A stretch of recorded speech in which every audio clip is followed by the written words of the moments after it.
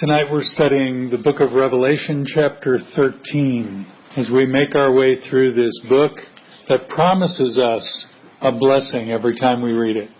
So we will be blessed by reading this tonight. And remember the themes. There are two major themes in this book. They really are cousins of one another. The theme of enduring to the end. Hang in there. All the troubles you have are temporary. They will end. And therefore, real hope should be yours. There's a difference between real hope and false hope. False hope is, I hope I win the lottery. Or, I hope somebody will just walk down the street and tell me as a single man, I love you and want to be your wife forever. So we're thinking through, before we study this particular chapter, we're looking at the big picture. And the big picture of the book of the Revelation is, hang in there. You believers who are suffering persecution under Rome, it's not going to last forever. We're going to win. They're going to lose. So endure. Hang in there. That's the first theme. And the second theme is, therefore worship God. Therefore honor God and live for His pleasure. Because if He's really the victor, then He deserves praise. That's how it summarizes. So we're going to look at chapter 13. It started last week with chapter 12, which was about the dragon, Satan, and how bad he was. But tonight, chapter 13 begins, the dragon stood on the sand of the seashore, and I saw the beast coming up out of the sea, having 10 horns, 7 heads, and on his horns were 10 diadems. Which, by the way, is the Greek word diadema. It's just a transliteration. It means crowns. And on his heads were blasphemous names. So this is a weird picture, isn't it? A beast coming up out of the sea. Where is John when he writes this? In Patmos. An island in the Mediterranean Sea. So when he says, I see a beast coming up out of the sea, that makes sense. He's not that he's a visionary. It's that he's saying, man, I saw a dolphin, or I saw a whale, or I saw a beast come up out of the sea. And he literally has seen it. And this beast, though, is something he's never physically seen. He's got 10 horns and 7 heads. And on each of the horns, the 10 horns are a crown. And on his heads were names that were blasphemous. What does blasphemy mean?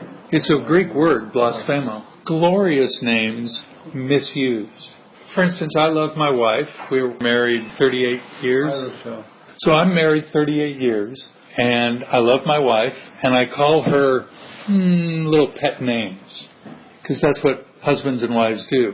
But if I attributed that to you, if I said to you what I call my wife, that's a misuse of the name that's an honorable name. So blasphemy, honestly, I think, is, well, it's a dishonoring, it's hurling abuse, it's maligning, reviling, slander.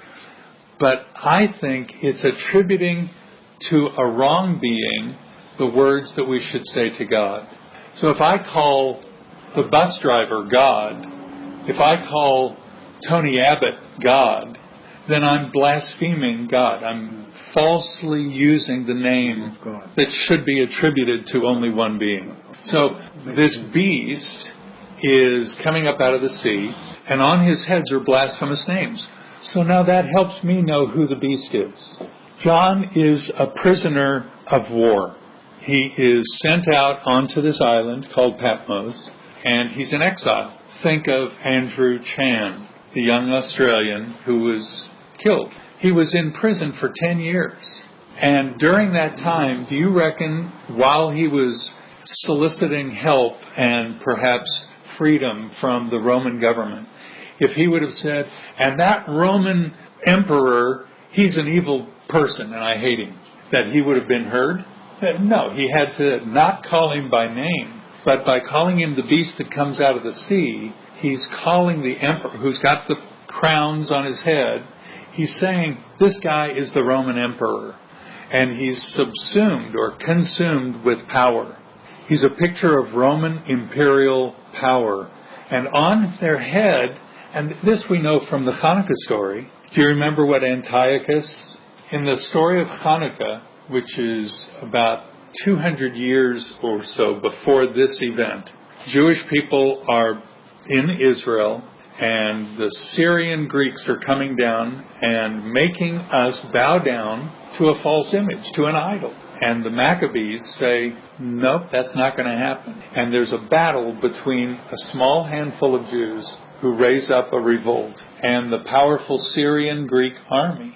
And what did they want the Jews to do, and everybody? Bow down to their idol and call it the name of God. That's blasphemy. And in the same way, the Roman emperor did the same thing. They had on their crowns that they were God. Nero did that. I was looking up Domitian and Vespasian and Nero. These are Roman emperors in the first century who are wicked as wicked could be, consumed with their own lust for power and worried that everybody around them was going to be treasonous and traitorous against them.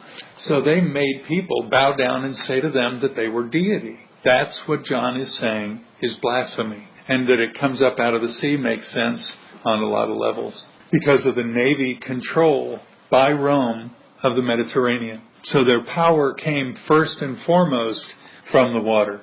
There's another group that did that back in Samson's day. Philistines. Yeah, but who brought the stuff for the Philistines? Phoenicians. The Phoenicians. They were the ones. They owned the Mediterranean back in those days. If you own the Mediterranean, you have power. We always think it's military and it's people marching like armies, but it's really navies that control. Verse 2, the beast which I saw was like a leopard, and his feet like those of a bear, and his mouth like the mouth of a lion. This is one weird-looking animal. And when you think about it, this is bizarre. Except when you think that this looks like something from another place in the Bible. From the prophet Daniel, chapter 7, we're going to look at a similar composite beast. Let's go to Daniel chapter 7. This chapter 7 is so apocalyptic. It's so visionary. And Daniel, like John, is seeing a very similar picture of beasts. He's already talked about that phrase, time, times, and half a time, or 3.5 times. So this imagery of Daniel is well known to John as he writes. Remember, John was a fisherman. When he got called, he was a 17-year-old kid. And Yeshua, Jesus, taught him everything. Now he's 70, 80, maybe 90-year-old man living on this island. No one attending to him. And it's a sad time. But what does he see?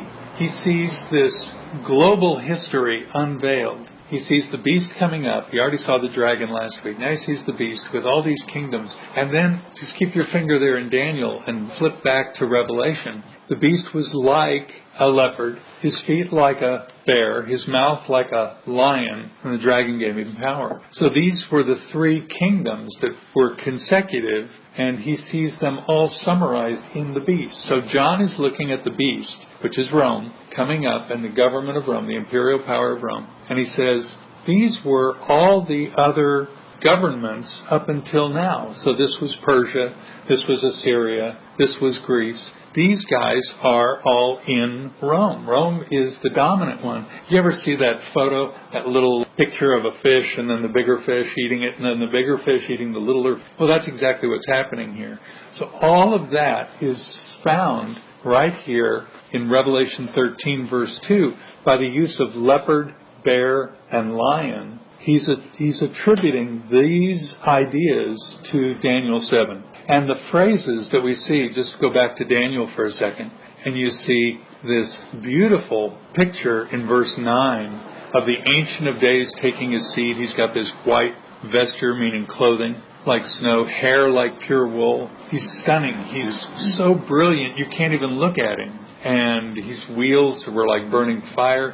And he's got thousands and thousands attending to him, which is a phrase that John the Revelator has already used about the angels and us, the saints who are gathered at the throne of God. This is the Ancient of Days, which sounds like a really old guy. But it's not old. It's saying historically he's ever been. He's a forever God, not an old, tired God, which is a sad way for us to think. But rather, he was ever there in the beginning, and he's here today.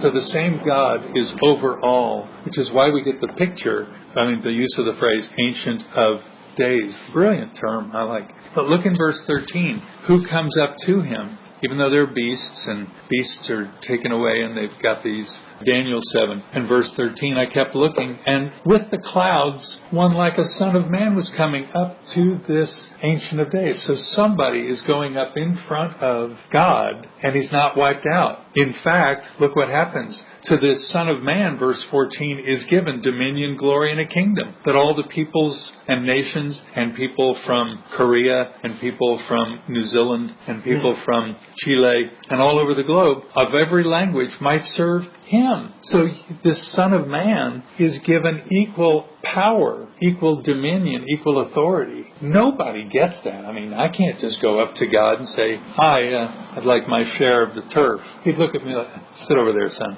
But somebody called the Son of Man, and we know that to be Yeshua, comes up to him, and the Father extends every bit of the Father's authority, love, power, dominion to the Son. Really remarkable. So when you hear Yeshua use this phrase of himself, Son of Man, Ben Adam, and when Stephen in his martyrdom says, I looked and I see one like the Son of Man, when he alludes to the Son of Man and the access to the Ancient of Days, he's saying Daniel 7 is fulfilled in Yeshua. And that is triumphal to say of just Joe, ordinary guy. Hey, isn't that Jesus?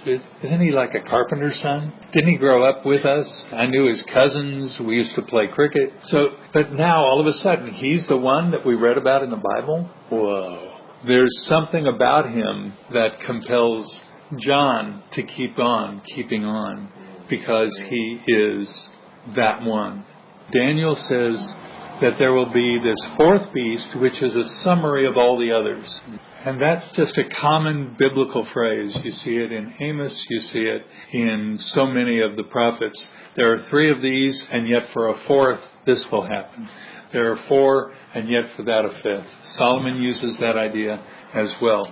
So when it says the fourth kingdom, it doesn't mean there won't be another kingdom. Look, we're 2,000 years on since that event. And Rome is nothing today. Rome, the Italians, Italy, they make good pizza. They don't dominate the world. The mafia tried, but they don't really run the world. So now we say, well, there's maybe a fifth or a sixth or seventh. It's not an exhaustive list. He's not saying there will be three and then a fourth and that's it. What he's saying is every one of them is getting worse and worse, and a summary of all the others up to it. And that each one of them is characterized by this blasphemy, which we talk about, and the identification of themselves as this most powerful being. And the Spirit is given to the beast from the dragon. The dragon, Satan, empowers and ennobles those who claim to be anti-Messiah, anti-Christ, against him. Anti could mean like substitute. We'll have our guy instead of your guy. That's the substitute Messiah. There's only one Messiah. That's Yeshua. All right, back to Revelation. And now you see why he's using those particular animals. The dragon gave him, verse 2, power, his throne, and great authority. So any government that raises itself up against the people of God, against the name of God, is ennobled and empowered by Satan. Yes. That's clearly what the teaching is. There are some governments that are more, how shall we say, held in check by biblical values. Australia's not bad. America's not bad compared to Saudi Arabia. Revelation 13:3. I saw one of its heads as if it had been slain and its fatal wound was healed. How many heads did he have? 7 heads, and one of them was like it was slain. This is probably about Nero, who attempted suicide, the Emperor Nero. And he had what we would call fatal wound, but was healed. In other words, he didn't die. But it's a clear picture of the substitute Messiah, because the real Messiah did have a fatal wound. Jesus really did die and fatally was wounded, but rose from the dead. So this substitute Messiah, this anti-Messiah, is trying to look like, act like, be like everything the real Messiah is. He's going to wear the same t-shirt. He's going to wear the same toga. He's going to try to get 12 disciples around him. In fact, this idea of similar nature to Father, Son, and Holy Spirit. This triune God is going to be seen here. We've got the serpent, we've got a beast, and as we'll see in a moment in verse 11 of chapter 13 of Revelation, a second beast coming up out of the earth. So the first beast came up out of the sea, the second beast comes up out of the earth. So this is, if you will, the triune anti-Messiah. The triune, this three yet one, hostile substitute God that is always designed to oppose God. Verse 4, they worship the dragon because he gave his authority to the beast. So people who are empowered by Satan, who don't mention Satan, still draw people away from God towards Satan. That's how darkness works. I have a wonderful new relationship with a girl with whom I went to high school, and she and I have been online chatting with each other for about 3 weeks. We haven't spoken in 4 decades. All of a sudden, she finds me online because God's causing her to be interested in Yeshua. And she says, who can I find? And she finds me, and she lives 10,000 miles away. It's glorious. So we spent yesterday an hour and a half talking back and forth to each other. She went to a Bible class last night, and she's really trying to figure all this out. Today, she writes me because she's reading in the book of Leviticus. What? Yeah, she's reading Leviticus. That mediums going to wizards and witches is not good. She says, but isn't that okay because they have power? And I wrote her back that God said in the midst of all kinds of Bible, of wherever you go, in fact, the first commandment says what? You shouldn't worship other gods. It means there are other gods. There aren't. But they pretend to be God. They're the substitute gods. And if you attribute to them a power that belongs to the only wise God, then you're blaspheming God and you're breaking the first commandment. So attributing to a medium or a Ouija board or your astrology chart, things like that, a power that they have information that's useful, you are not obeying the first commandment. The idea of power coming from them leads not to an innocuous nowhere, but towards Satan and away from the living God. Does that make sense? If you take power from a battery, you're connected to that battery. If you take power from a car, if you take power from, whatever, you're connected to it. That's the only way you get that power. And that's what he says here, because in verse 4, they worship the dragon because he gave his authority to the beast. So they were connected, and they worshiped the beast and said, who's like the beast? Who's able to wage war against him? Which was exactly what they said about Rome. Nobody can beat Rome. Wherever Rome is, they're dominant. Dominant. What is the word from? Dominus. Lord. They are the lords of the earth.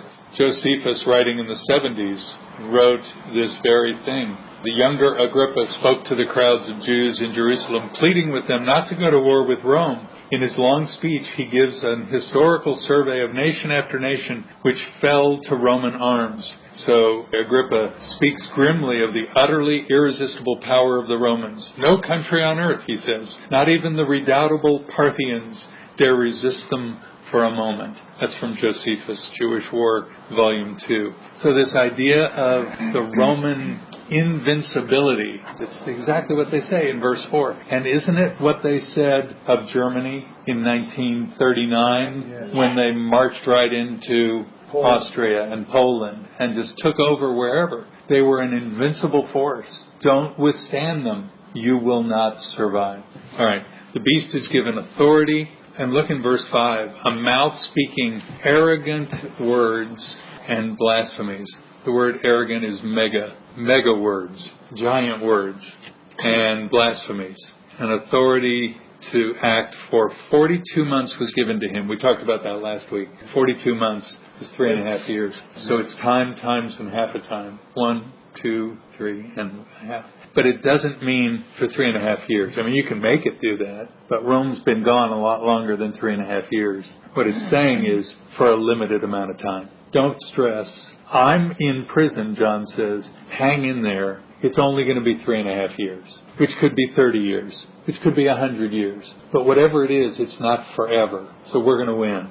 I love that. Verse 6, he opened his mouth in blasphemies. which, by the way, is just the Greek word blasphemos. I mean, it's a simple word. Against God, to blaspheme His name and His tabernacle, that is, those who dwell in heaven. The satanic progression is always war against God, secondly, war against His Messiah, and third, war against His people. That's how it works. That's His ABCs. Verse 7, it was also given to Him to make war with the saints. So first against God, then against His Messiah, then against the saints. And to overcome them, an authority over every tribe and people and tongue and nation was given to Him.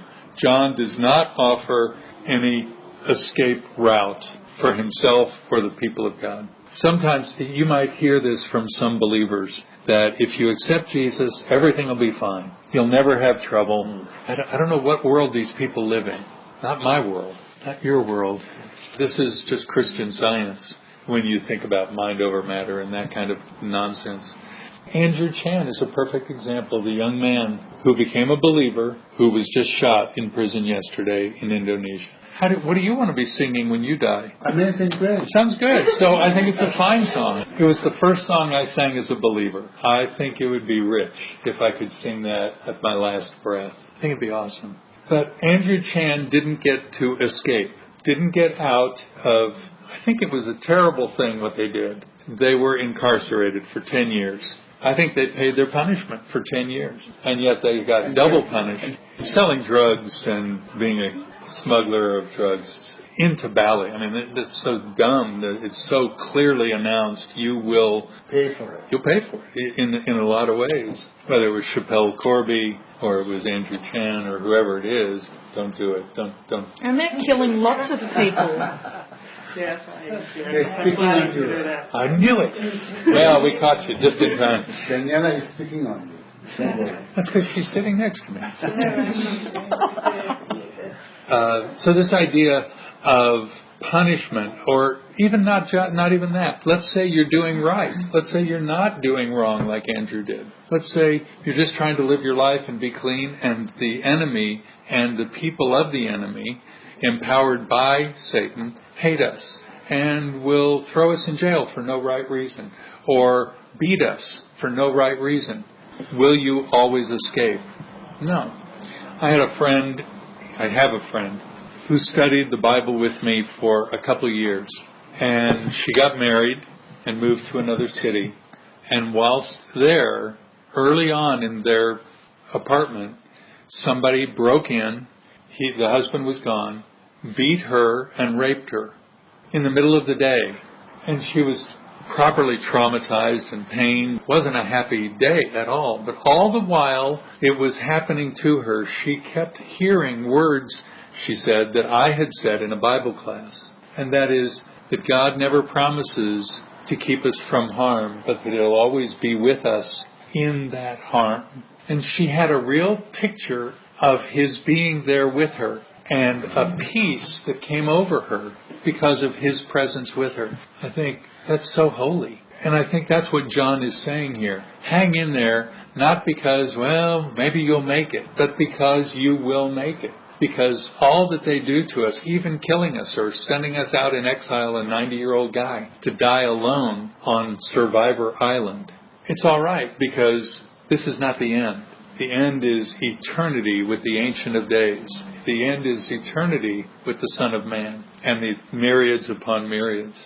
How many people died this week because of their faith in Yeshua? We had the 147 or so in Kenya, the students. Stand on this side if you're a Christian, stand on that side if you're a Muslim.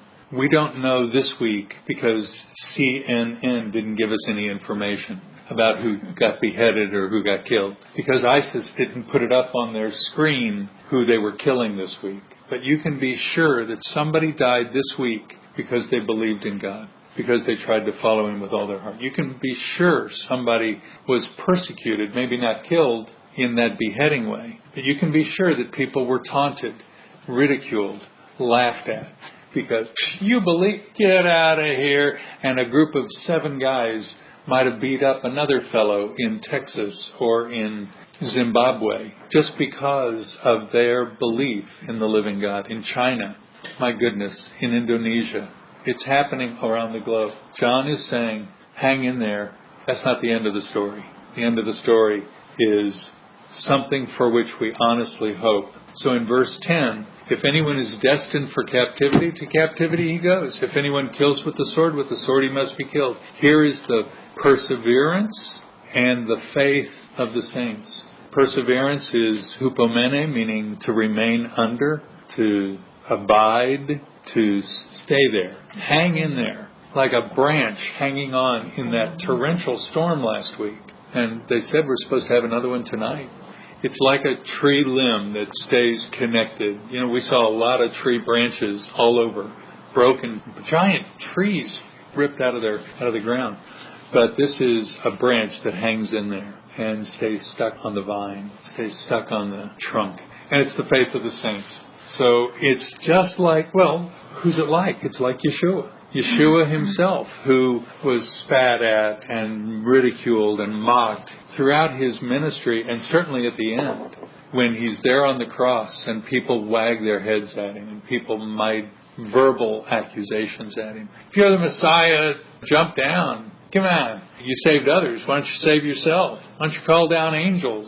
Really mean-spirited stuff. But beyond that, there's the nails, the sword in his chest, and there's the mockery of the crown of thorns on his head. So Yeshua suffered and endured all that. That's our model, so that we can suffer and endure, should we have to. Not everybody has to, but we'll all be copying some of that. I saw another beast, verse 11, coming up out of the earth. And he only had 2 horns like a lamb, and he spoke as a dragon. So the dragon is speaking through him. That's Satan speaking through him. And who is this? I think it's the proconsul, the high priest of proconsular Asia, who had less power. So it's a high priest, like you said. He's an Asian dignitary who comes in, not Asian like China, but probably Asia Minor, like Turkey, because that was the other epicenter of the world at that moment. He only had 2 horns, signifying the weakness of the local Asian official relative to the power of Rome. So he's got this oration that influences people. He's channeling Satan, isn't he? And it's in his oration. You think about great bad guys in history. They all had this power to influence with their tongue. Greatest orator of 20th century Germany. Brilliant orator. I don't know about Evita Perón. Castro certainly led his people. He was a brilliant orator. Khrushchev, Obama, Stalin. Yeah, any of the great, Lenin, my goodness, and Trotsky. They changed the world in Russia. And that's not easy to turn a big bear. So the guys who are the great leaders, John Kennedy in the United States, you get these guys who are brilliant orators. And it's possible that if they lead us astray, that they are empowered by and ennobled by the dragon. Verse 12, he exercises all the authority of the first beast in his presence, and he makes the earth and those who dwell in it to worship the first beast whose fatal wound was healed. So he's the announcer of and trumpeting the false Messiah. He's like John the Baptist to the real Messiah. So the second beast, lesser authority, announcing the first beast. He's really the guy. And he deceives, verse 14, those who dwell on the earth because of the signs which it was given him to perform in the presence of the beast, telling those who dwell on the earth to make an image to the beast who had the wound of the sword and has come to life. So he says, look, this guy was as if he were dead, but really he's great, and he's the great announcer.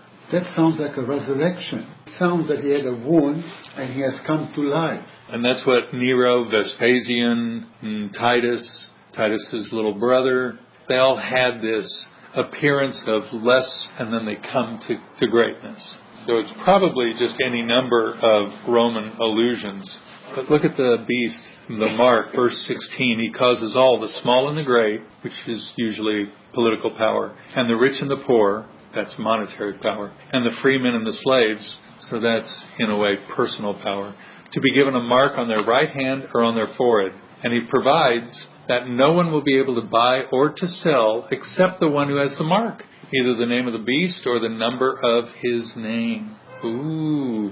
Now, why on the hand or the forehead? You know, as Jews, we wrap the tefillin on our hand and put it between our eyes. And so the idea of hand and forehead certainly means this is my physical strength and this is my mental strength. So I'm submitting myself to God. And if you do that, you'll be right. And if you don't, you'll get the mark of the beast. by the which you can now buy or sell. In other words, you enter into the economies of the world by not just considering, but taking. Is it true that they might have a microchip or something like that in their hands or in their heads, so we can pass the supermarket just getting cash out or whatever? It is likely that within 10 years they will do such a thing. Look, don't be afraid of getting such a thing, because it has to be identified as a bestial or dragon reality. Look, I had a lady call the office here, and she wanted to buy a product. And I said, okay, fine, and how would you like to pay for that? She said, I'll come in. I said, okay, or if you want, we can send it to you if you give me your credit card. Oh, I don't have a credit card. Oh, okay, that's fine. She said, I don't want the banks to know anything about me. I said, oh dear, they already know everything about you. There's nothing hidden in your life. You know, you've got a water bill, you've got a utility bill, you've got, telephone. She's calling me on a phone. They know all her patterns, everybody, all that metadata. But this idea of the chip in the hand, and if you don't have a hand because you've been amputated, they've got to put it in the forehead. That makes sense to me. Has to be identified as a satanic thing, so that at that point then I would say, no thank you, I will live by faith and not take that. But I don't think that's the mark of the beast. I think the mark of the beast is, as it says in the last verse here, calculate the number of the beast, for the number is that of man. His number is 666.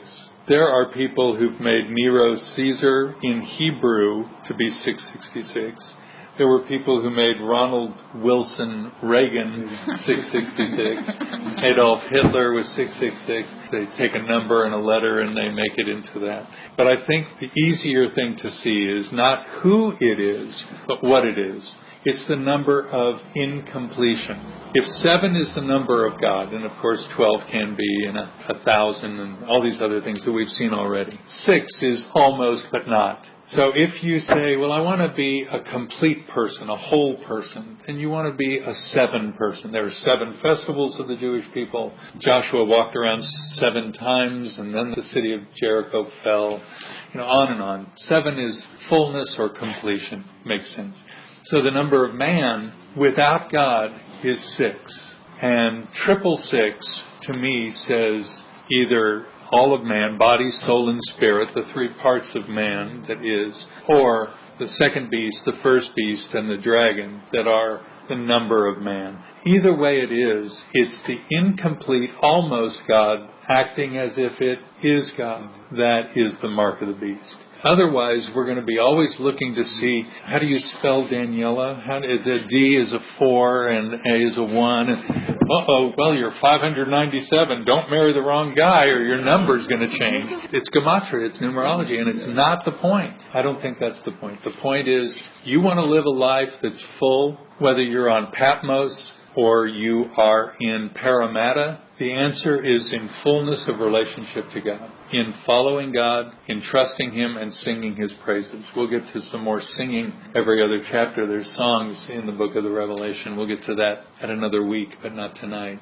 So that's my understanding of this first and second beast and the mark of the beast. It doesn't mean you shouldn't have a credit card or that you shouldn't have a tap and go in your credit card. The government knows all about you. Your mother knows all about you. God knows all about you. You want a full life. Don't buy into the mark of the beast. If they were kind and beneficent, there's no problem in what they know. But it's when some madman gets power in his horns and he turns and he's empowered by Satan and he says, all Jews go into that cattle car and we're going to send you over to another place. And you can work in that camp or we're going to send you to the ovens. I used to work with Holocaust survivors. Most of the Russians said to me, it is a fact. It's not maybe it will or whatever. We are already seeing exactly what was happening at the time. When it happened the first time, we are seeing the same patterns. And it wasn't the first time. The Holocaust is not the first time. It's just a continual pattern against us Jewish people. And that's real. So we have to be aware of it. We have to know that's not the end of the story and who is the end of the story.